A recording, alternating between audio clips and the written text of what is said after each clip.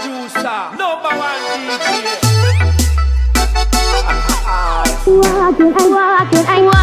Walking, ai tu în mintea mea ești tu.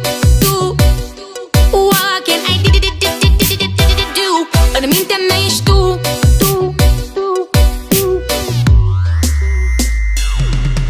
A fost ca o poveste ascunsă de ferestre, știută doar de inima mea, citită într-o carte cu zâmbete trucate, parfumul e pe pagina ta.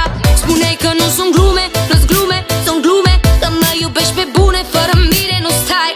Să știi că nu mai ține, nu ține să vii când vrei la mine, câte speranțe îmi dădeai, Walking, ai tu în mintea mea ești tu. Walking, ai în mintea mea ești tu. Nu te pot uita. Ești în viața mea.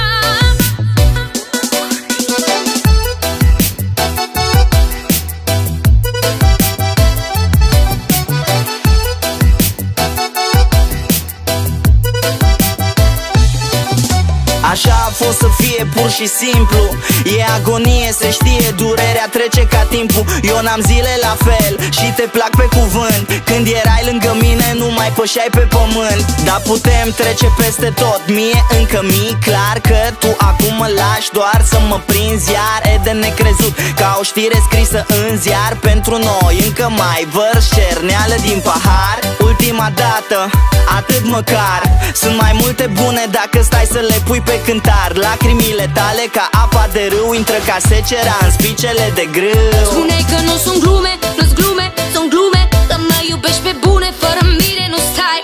Să știi că nu mai ține, nu ține să vii când vrei la mine, câte speranțe îmi dădeai, Walking, ai tu în mintea mea ești tu. Walking, ai în mintea mea ești tu. Nu te pot uita.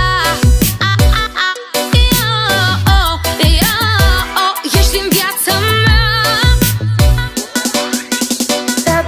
Da, tu cu o privire mi-ai luat sufletul. Da, tu ești în mintea mea. Walking, ai tu. Îmi spune că mă iubești cu te plac așa cum ești, că fără mine nu poți să trăiești. Erai tu în viața mea.